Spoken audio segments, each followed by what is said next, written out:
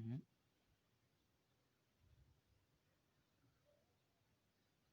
Hello everyone, मैं मनीष आप सबका MKSRD मैथ्स पे वेलकम करता हूं।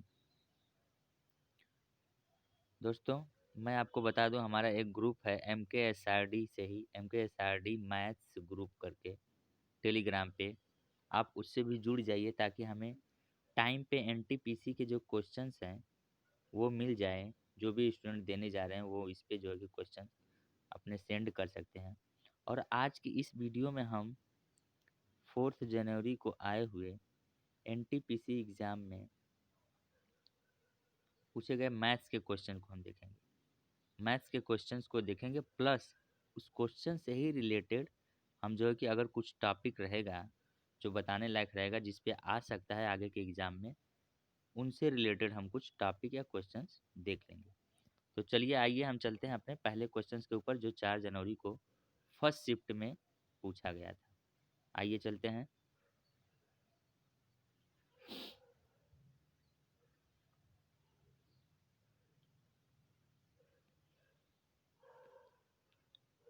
दोस्तों, ये हमारा पहला क्वेश्चन है और इसका हम सलूशन देखेंगे। देखिए, हमें दिया है tan थीटा, सवाल में थीटा था वैसे, tan theta plus cot theta equal to कितना है 5 है। और हमसे tan square theta plus cot square theta की वैल्यू पूछा है। देखिए, स्क्वायर करना है यानी इन दोनों का तो स्क्वायर करना ही पड़ेगा, यानी कि हम क्या लिखेंगे, स्क्वायरिंग बोथ साइड्स। पेपर में आपको ऐसे लिखना नहीं है, डायरेक्ट कर देना है। क्या लिखेंगे, tan square theta plus cot square theta plus 2ab यानी a square plus b square plus 2ab equal to कितना 5 का स्क्वायर। ये देखिए, tan थीटा काट थीटा कट जाते हैं। यहाँ से क्या बच रहा है, tan square theta plus cot square theta, और ये नंबर को उस पर भेजिए। 5 का स्क्वायर 25 और ये प्लस 2 उस पर जाएगा तो -2 हो जाएगा। तो ये इक्वल टू कितना हो गया 23, और यही है सवाल का सही उत्तर। ये फर्स्ट शिफ्ट में क्वेश्चन पूछा गया था जो कि इजी सा क्वेश्चन था। बस हमें थोड़ा सा ध्यान देना है कि ये दोनों कटेगा यहाँ पे, ठीक है। tan थीटा और काट थीटा कट जाएगा तो 23 सवाल का आंसर आ गया। सिंपल है। चलिए आगे अगली स्लाइड पे चलते हैं।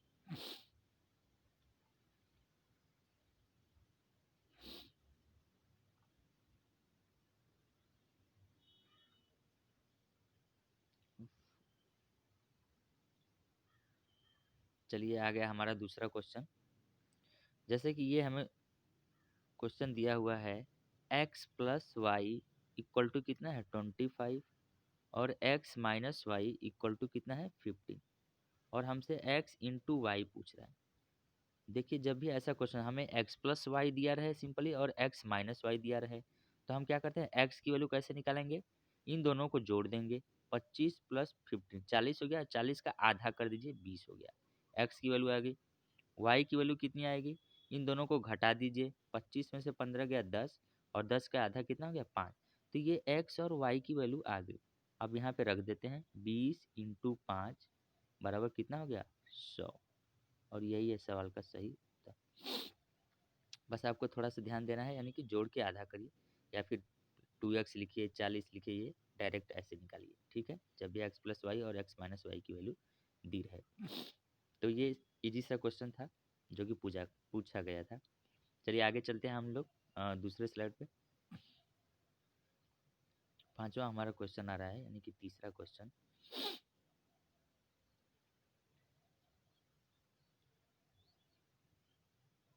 चलिए देखिए, ये क्वेश्चन है हमारे पास। क्वेश्चन मैं थोड़ा सा अच्छे से लिख देता हूँ, एक्स वाई का होल स्क्वायर प्लस 1/xy का होल स्क्वायर और इक्वल टू कितना दिया है 83 दिया है, और हमसे एक्स वाई प्लस 1/xy की वैल्यू पूछा है। ये चीज़ देखिए ध्यान देना है। ये देखिए, अगर हम कहें ए स्क्वायर प्लस 1/a का स्क्वायर और प्लस प्लस कितना होता है, अगर a प्लस बी का होल स्क्वायर हमें चाहिए तो प्लस कितना 2 लिखता है, ठीक है, क्योंकि ये चीज़ और ये चीज़ जब सेम होता है तो ए बी लिखने पर ये कट जाता है। तो +2 यानी कि दोनों तरफ हमें क्या करना है होगा, ऐड यानी कि 2 करना पड़ेगा। यहाँ +2 तो यहाँ पे भी +2। अब ये किसके बराबर हो गया, देखिए एक्स वाई प्लस 1/xy यानी कि का होल स्क्वायर इक्वल टू किसके आ गया 85। जब 85 आएगा होल स्क्वायर है, और जब हम स्क्वायर हटाएंगे तो कितना हो जाएगा, ये इक्वल टू √85 हो जाएगा। तो बड़ा ही सिंपल सा सवाल था, यानी कि √85 इस सवाल का सही आंसर आ गया। देखिए यहाँ पे प्लस की वैल्यू पूछी थी, इसलिए हमने +2 ऐड करा है। आपसे माइनस की वैल्यू पूछ दिया, अगर एक्स वाई अपान में एक्स ऐसे पूछ लिया होता तो आप -2 करते, ठीक है। 83 में से 2 घट के आ जाता, तो वो आंसर हो जाता, ठीक है। इस बात का हमें ध्यान रखना है, बस केवल यहाँ पे एक्स के जगह पे एक्स वाई रख के दे दिया है। तो होप आपको समझ में आ गया होगा। चलिए आते हैं नेक्स्ट क्वेश्चन पे।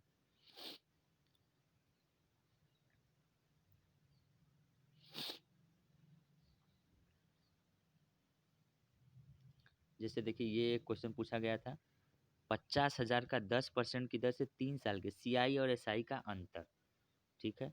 दोस्तों इसमें 10% के लिए आप याद कर लीजिए, अगर 2 साल है, 2 साल है तो उसका डिफरेंस जो आता है, यहाँ पे मैं डिफरेंस लिख लेता हूँ, डिफरेंस जो आता है 1% होता है, ठीक है। अगर 10% रेट है तो 3 साल जो है उसका डिफरेंस आता है 3.1%, ठीक है। अगर 4 साल है तो उसका डिफरेंस आता है 4.61%, ठीक है। तो यानी कि 3 साल है 10% के हिसाब से, तो 50,000 का 3.1% देख लीजिए, ये 2 जीरो तो गया,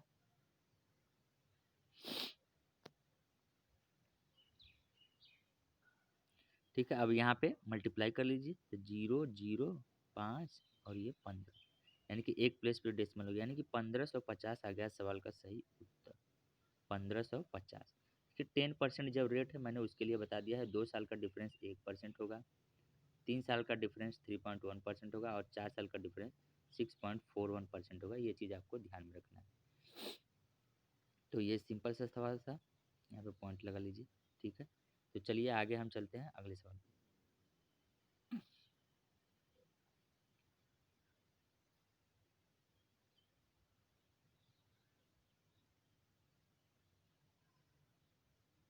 देखिए यहाँ पे क्वेश्चन है, ए एक काम का 20% 2 दिन में करता है और बी के साथ मिलकर 8 दिन में करता है। अच्छा, ए एक काम का 20%, 20% कितना होता है, 20/100, यानी कि 1/5 कितने दिन में करता है, 2 दिन में। यानी कि ए एक काम को कितने दिन में करता है, 10 दिन में, क्योंकि 5 इधर गया। और बी के साथ मिलकर, ए प्लस बी के साथ मिलकर कितने दिन में, 8 दिन में करता है। तो हम इन दोनों का एलसीएम ले लेते हैं, एलसीएम कितना होगा, 10 का हम जो है कि टेबल काउंट करेंगे, सबसे छोटा यानी कि 40 पे दोनों कट जा रहा है, हम देखेंगे तो 10 4 जा और 8 5 जा, ठीक। तो ये चीज़ जो आती है वो इफ़िशियंसी होती है। क्या होती है, इफ़िशियंसी, यानी कि ए की इफ़िशियंसी कितनी है, 4 है। अगर ए की 4 हो गई तो बी की बता सकते हैं आप, 1 होगी, क्योंकि दोनों का तो 5 है। तो अब हमसे पूछ रहा है कि बी कितने दिन में करेगा, तो यानी टोटल वर्क, और ये जो होता है वो टोटल वर्क होता है, टोटल वर्क अपान में उसकी इफ़िशियंसी, बी ई लिख लेते हैं। टोटल वर्क 40 है और इफ़िशियंसी 1 है, यानी कि 40 ही आ गया हमारा क्या, आंसर। तो इस तरह से आप देख सकते हैं, यानी कि 20% देने का मतलब 20/100, यानी कि 1/5 काम 2 दिन में करते हैं। ये चीज़ पे आपको ध्यान देना है, ठीक है। चलिए अगले सवाल पे हम चलते हैं।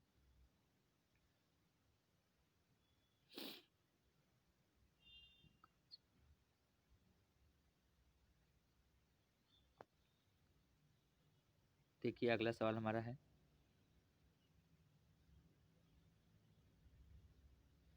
x+y इक्वल टू 4 है और xy इक्वल टू 18, हमसे x³ + y³ की वैल्यू पूछा है। या तो इसका आप डायरेक्ट फार्मूला लगा दीजिए, x³ हमने जो है कि दूसरी वीडियो में ये चीज़ बताया, x³ + y³ equal to x+y, या फिर पहली वीडियो में आप देख सकते हैं आराम से, x+y का होल स्क्वायर -3xy, ये चीज़ होता है, ठीक है। तो चलिए इसको देख लेते हैं, x+y की वैल्यू कितनी है, 4 है, और x+y का होल स्क्वायर यानी कि 4 का होल स्क्वायर -3 इंटू xy की वैल्यू 18 है, ठीक है। ये आ गया 4, और दूसरे ब्रैकेट में 16 माइनस 54। देखिए ये सिंपल सा, आपको बस केवल कैलकुलेशन करना है, आप यहाँ से यानी कि मल्टीप्लाई कर सकते हैं, जो भी आएगा और वही सवाल का आंसर हो जाएगा। यानी कि आप डायरेक्ट इस फार्मूले का यूज कर सकते हैं, ठीक। या फिर x plus y plus equal to 4 का क्यूब करके भी कर सकते हैं, ठीक। तो ये भी तरीका सही है, आप इससे जाइए। चलिए अगले सवाल पे हम चलते हैं, 9वीं स्लाइड पे।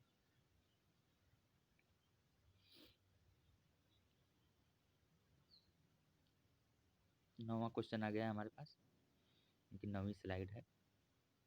देखिए ये जो क्वेश्चन हमें दिया गया है, x equal to Y minus Z और X cube minus Y cube plus Z cube की हमसे वैल्यू पूछ रहा है।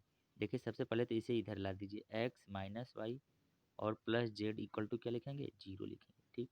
हमें एक चीज़ जानना होगा कि if A plus B plus C equal to अगर 0 दे दे क्वेश्चन में, इसका मतलब होता है A cube plus B cube plus C cube equal to क्या होता है, 3ab होता है, 3abc होता है। उसी तरह से देखिए यहाँ पे ध्यान से, क्या A plus B plus C equal to 0 दिया है और इसकी हमसे वैल्यू पूछ रहा है, A cube plus B cube plus C cube. तो हम क्या लिखेंगे, 3, ए की जगह कितना है एक्स है, और बी की जगह कितना है, बस बी वाला ध्यान दीजिए यहाँ पे, क्योंकि बी वाला माइनस दिया है तो माइनस हम आगे लगा देंगे, minus y into z equal to कितना आ गया, -3xy/z।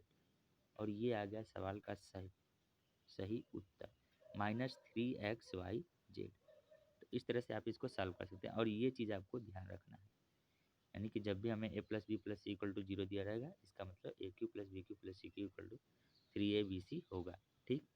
चलिए अगले क्वेश्चन चलते हैं, यानी 10वीं स्लाइड पे।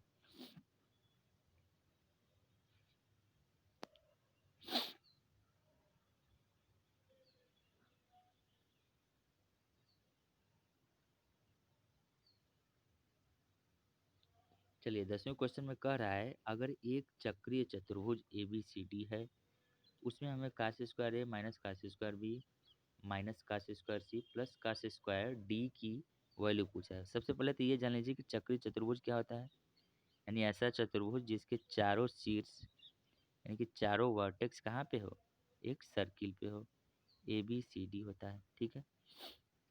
और जो ए और सी का सम होता है और बी और डी का सम होता है, वो कितना होता है, 180 होता है। यानी हम लिख सकते हैं angle A plus angle C equal to angle B plus angle D. आपसे एंगल भी पूछ सकता है, इसमें तो नहीं पूछा है, 180 होता है, ठीक है। तो आइए अब हम इसको देखेंगे सॉल्व कैसे करेंगे। ये कास स्क्वायर ए को तो कास स्क्वायर ए ही लिख दीजिए, माइनस कास स्क्वायर बी, ठीक है। किसी भी दो को चेंज कर दीजिए, आपको कोई दिक्कत नहीं होगी। माइनस देखिए कास सी की अगर हम बात करें, कास सी, देखिए यहाँ पे सी वाला एंगल क्या हो जाएगा, ये एंगल ए जब उस पर आ जाएगा तो 180 माइनस ए होगा। और ये जान लीजिए कॉस, यहाँ पे एक ही चीज़ जाना है, 180 minus theta equal to minus cos theta, ये चीज़ होता है, माइनस कॉस थीटा।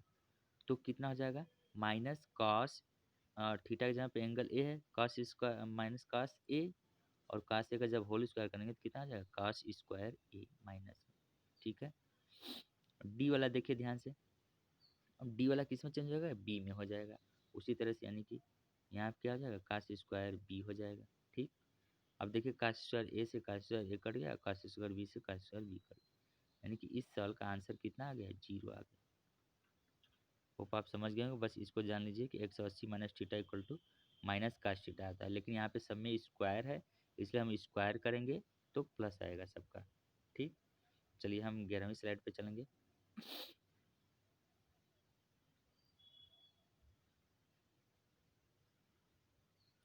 देखिए इसमें कह रहा है कि एक क्वेश्चन जो है कि वृत्त से रिलेटेड आया था, उसके एरिया से रिलेटेड, ठीक है।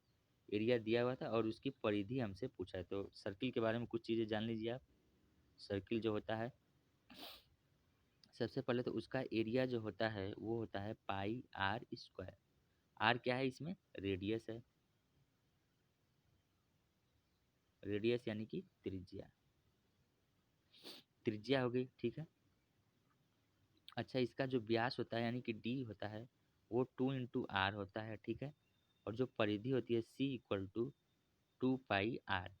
तो जो भी वैल्यू दिया रहेगा वो आप चेक करिएगा। यानी कि पाई आर स्क्वायर की दिया है तो पाई आर स्क्वायर से आर निकाल के और 2 पाई आर। और यहाँ पे देखिए ये पाई आ रहा है, ये पाई आ रहा है, यानी कि आप अगर मान लीजिए डायरेक्ट करना चाहते हैं तो 11 का मल्टीपल भी आप इसमें चेक कर सकते हैं, ठीक है, क्योंकि पाई आने से 22 आता है, 22 में 11 का मल्टीपल है। तो ये भी थोड़ा सा ध्यान रखिए, अगर टाइम कम बच रहा है आपको तो लास्ट में, तो ये चीज़ हो गया। चलिए हम 12वीं स्लाइड पे चलेंगे अपने।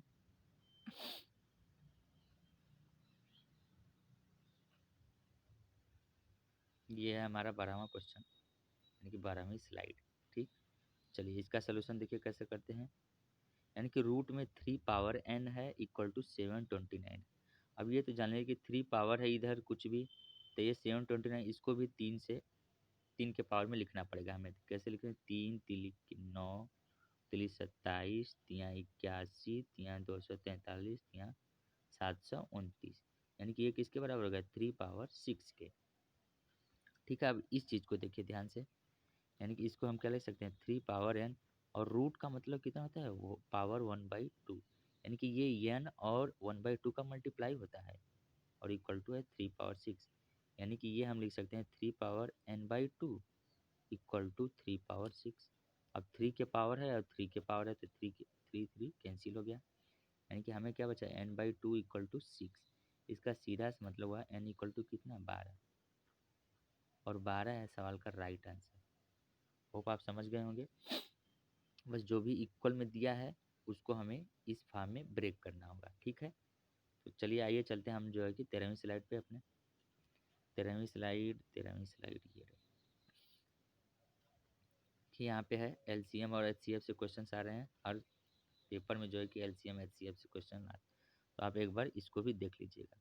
जैसे हमें दिया है A/B इक्वल टू 3/4 और एचसीएफ दिया है 50। जब भी देखिए ए और बी का रेशियो दिया है और साथ में एचसीएफ दे दे, तो हम एलसीएम के लिए डायरेक्ट लिखेंगे, जो A/B है उसको हम मल्टीप्लाई में और एचसीएफ भी मल्टीप्लाई में, 15 चौके 60 या 180। ये आ गया सवाल का सही आंसर। और एक चीज़ जान लीजिए, जब हमें पहली संख्या और दूसरी संख्या दी रहे, तो पहली संख्या इंटू दूसरी संख्या, ये है फर्स्ट नंबर और ये है second number, equal to LCM into HCF. ये भी फार्मूला आप याद रखिए, ठीक है। और यहाँ पे ए बी का मतलब ये वाला मत ले लीजिए, पहली संख्या है यहाँ पे, मैं लिख देता हूँ संख्या है यहाँ, ठीक है। ये भी फार्मूला ज़रूरी है, और ये भी जब रेशियो दिया रहेगा तो निकाल लीजिए, ठीक है। चलिए आगे हम चलते हैं 14वीं स्लाइड पे।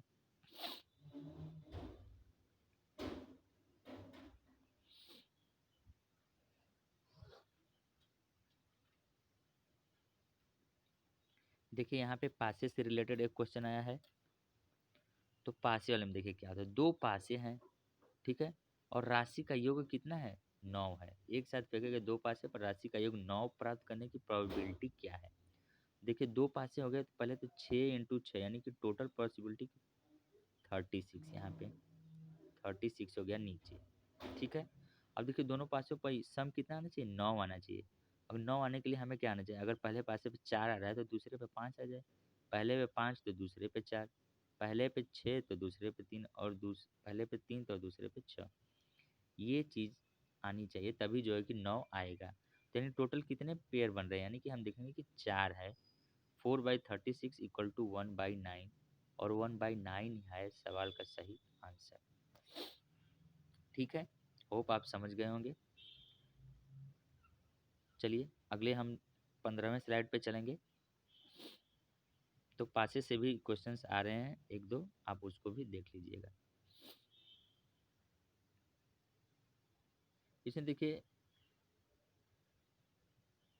बेलन से रिलेटेड कोई क्वेश्चन आया था जिसमें वॉल्यूम दिया था, हाइट दी थी, आपको रेडियस केवल निकालना था। तो मैं बेलन से रिलेटेड और सिलेंडर और ये कोन से रिलेटेड यहाँ पे कुछ फार्मूले लिखवा देता हूँ, उसको आप एक बार देख लीजिए, क्योंकि फार्मूला बेसिक क्वेश्चन आ रहे हैं, ऐसा नहीं कि बहुत घुमा के। ये हो गया बेलन हमारा, इसकी रेडियस अगर आर है तो भी इक्वल टू होता है, सबसे पहले ये जान लीजिए πr² होता है, ठीक है। और इसका सी एस से जो होता है, यानी वक्र पृष्ठ का क्षेत्रफल, वो होता है 2πrh, और जो टी एस से होता है वो होता है 2πr ब्रैकेट में h + r। तो ये चीज़ आप देख लीजिएगा तीनों। और इधर मैं कोण के बारे में लिखा देता हूँ, क्या पता किसी में बेलन आ गया तो किसी में कोण आ जाएगा। कोण का वॉल्यूम जो होता है वो होता है 1/3 हो जाता है बेलन का, पाई आर स्क्वायर एच होता है, ठीक है। जो सी एस से होता है वो पाई आर एल होता है। एल इक्वल टू क्या होता है, ये एल है तिर्यक ऊंचाई जिसे बोलते हैं। टी एस से जो होता है वो होता है पाई आर एल प्लस आर। और यहाँ पे एल का भी आप फार्मूला लिख लीजिए, एल इक्वल टू होता है अंडर रूट में R square plus H square. तो ये चीज़ आप ध्यान में रखिएगा, सारे फार्मूले यहाँ पे कौन से रिलेटेड क्वेश्चंस आने के चांसेस हैं, ठीक है। ये वॉल्यूम का फार्मूला हो गया। तो हमने थोड़ा सा मेंसुरेशन का भी यहाँ पे आया था तो बता दिया। चलिए अगली स्लाइड पर हम चलेंगे 16वें नंबर पे।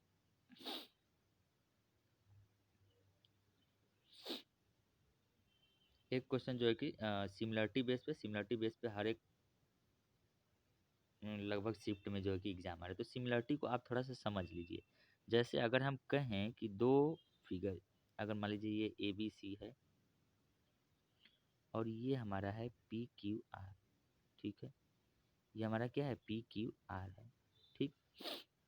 अगर हम कहेंगे कि triangle A B C similar हो गया ट्रायंगल पी क्यू आर के, अगर सिमिलर है क्वेश्चन में दिया रहेगा, अगर उनसे एरिया की हम बात करें तो एरिया वन यानी कि जो पहला है और ये दूसरा है, एरिया वन अपान में एरिया टू इक्वल टू क्या होता है, साइड के स्क्वायर के बराबर होता है, यानी कि स्क्वायर का प्रोपोर्शन होता है। यानी कि अगर हम इधर ए बी का स्क्वायर कर रहे हैं तो इधर क्या लिख देंगे, पी क्यू का स्क्वायर कर देंगे, ठीक है। ये चीज़ आप ध्यान में रखिएगा। ये थोड़ा सा और चीज़ इसमें हम बता देते हैं। एक चीज़ और, अगर मान लीजिए कि यहाँ पे मीडियन दे दे, ठीक है, जैसे ए डी दे दिया यहाँ पे और पी एस दे दिया, तो A D upon P S यानी कि एरिया को ही हम लिख सकते हैं ए डी अपान में पी एस का होल स्क्वायर, यानी कि मीडियन का भी हम स्क्वायर कर सकते हैं, ठीक है। तो ये चीज़ें आपको ध्यान में रखनी है, सिमिलरिटी से आ सकते हैं क्वेश्चन आने वाले एग्जाम में, ठीक है। तो चलिए हम जो है कि अगले स्लाइड पे चलते हैं, यानी 17वीं स्लाइड पे चलेंगे अब हम, ठीक है। 17वीं स्लाइड में क्या है, एक ट्रिगो का क्वेश्चन आया था। क्वेश्चन तो कंफर्म नहीं हो पाया, लेकिन मैं ट्रिगो से कुछ चीज़ें बता देता हूँ जो आप ध्यान रखिएगा। जैसे यहाँ पे है, अगर 45 का एंगल दिए, एक मीनार है, मीनार के आधार से 12 मीटर की दूरी पर 45 डिग्री का एंगल बना रहा है, तो क्या होगा, देख लीजिए सारा तीनों केस क्या बनता है। जब भी एंगल 30 डिग्री का अगर बनता है तो ये एक होता है, ये √3 होता है, और ये कितना होता है, 2 होता है, चीज़ आप जान लीजिए। और जब एंगल 60 डिग्री का बनेगा तो ये √3 होता है, एक ये होता है और ये 2 होता है, ठीक है। और जब 45 का बनता है, 45 के केस में ये एक हो जाता है, एक हो जाता है, क्योंकि tan 45 का मान एक, और ये कितना हो जाता है, √2 हो जाता है। तो अगर इसकी वैल्यू पूछा है तो ये एक की वैल्यू अगर 12 है तो यहाँ पे भी एक होगा, तो ये तो 12 हो जाएगा। अगर इसकी वैल्यू पूछता है हाइपोटेनस की तो 12√2 हो जाता है, ठीक है। तो ये चीज़ आपको तीनों केस, पहला दूसरा और तीसरा, ये तीनों केस आपको ध्यान में रखना है, ट्रिगो से रिलेटेड था, ठीक है। चलिए हम चलेंगे 18वें सवाल पे, यानी कि 18वीं स्लाइड पे अपने।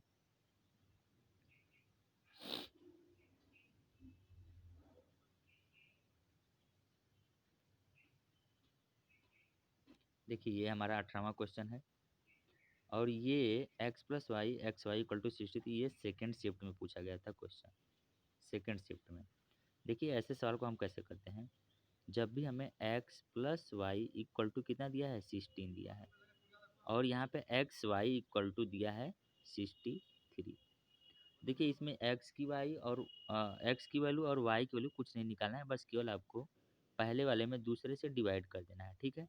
देखिए x अपान एक्स वाई हो गया और y अपान में एक्स वाई हो गया, इक्वल टू कितना आ गया, 16/63, ठीक है। अब ध्यान से देखिए, क्या यहाँ से x कट गया, क्या यहाँ से y कट गया, यानी यहाँ क्या बचा, 1/y और 1/x जो हमसे पूछा था, क्योंकि 1/x plus 1/y equal to 16/3, और यही सवाल का सही आंसर है, ठीक है। तो आप डायरेक्ट डिवाइड करके देखिए, तुरंत जो है कि ये कटेगा और 16/63 आंसर आ जाएगा, ठीक है। आपको वैल्यू भी नहीं निकालनी जब हमें x+y और x×y की वैल्यू दी रहेगी तब, ठीक है। तो ये चीज़ यहाँ पे जानना जरूरी था। चलिए हम जो है कि अगली स्लाइड पे चलते हैं, 19 स्लाइड पे।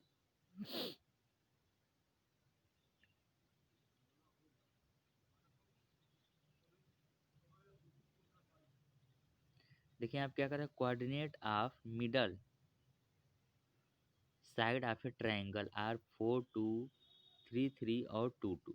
यानी कि एक ट्रायंगल है सबसे पहले तो, ये ए बी सी अगर हम ट्रायंगल कह लें, और इसके जो है कि मिडल साइड जो है उसका जो कोऑर्डिनेट दिया है वो दिया है हमें 4 2 4 2 3 3 और ये कितना है 2 2।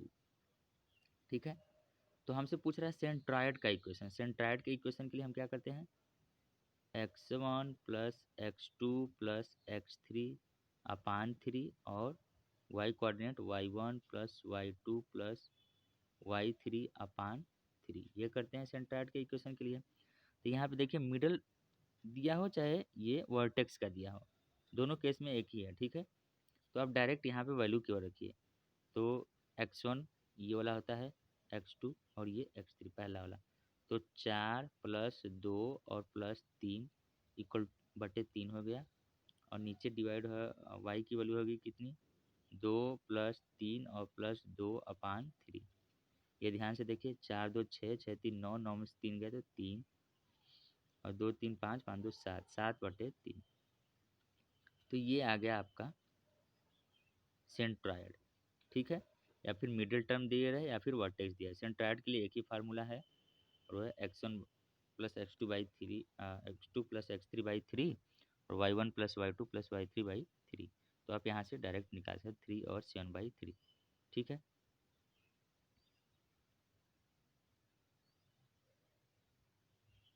उन्नीस। चलिए हम सेंट्रायड और एक और केस देख लेते हैं इसका। जब हमें यानी कि दिया रहेगा vertex x1 y1 x2 y2 और x3 y3। अगर मान लीजिए हमसे एरिया पूछ दिया, एरिया क्या होता है, तो एरिया के लिए हम क्या करेंगे, x1 y1 x2 y2 x3 y3 और फिर से x1 y1 कर देंगे, और यहाँ पे 1/2 कर देंगे। ठीक है, इसका इससे मल्टीप्लाई, इसका इससे मल्टीप्लाई, घटा घटा के सब लिख दीजिएगा, वही आ जाएगा आंसर। ठीक है, तो चलिए आज के इस वीडियो में हम जो है कि इतना ही करेंगे। बाकी अगर सेशन आपको अच्छा लगेगा तो आप जो है कि लाइक शेयर और सब्सक्राइब करिए जो है कि मेरे चैनल को, यानी कि MKSRD मैथ्स को। मैं अगली वीडियो में सेकेंड शिफ्ट और फर्स्ट शिफ्ट के जो बचे हुए क्वेश्चन है, जो इम्पोर्टेंट क्वेश्चन यानी कि जो थोड़ा करने लायक हैं, क्योंकि इजी वाले तो सब लोग लपेट दे रहे हैं, तो ये मैं जो है कि अगले शिफ्ट में जो है कि करा दूंगा इम्पोर्टेंट वाले के। आप जो है कि MKSRD मैथ्स ग्रुप है, ग्रुप करके जो टेलीग्राम चैनल है उसमें आप जो है कि जुड़ जाइए, हमें क्वेश्चन भेजिए जो है कि अच्छे से, और डिस्कस वहाँ पे कर सकते हैं आप। ठीक है, तो चलिए दोस्तों आज के लिए इतना ही करते हैं। बाकी अच्छा लगे सेशन तो हमें जो है कि कमेंट करके बताइए कैसा लगा, हम आपके लिए जो है कि और अच्छे से अच्छा कंटेंट बनाने की कोशिश रहेगी।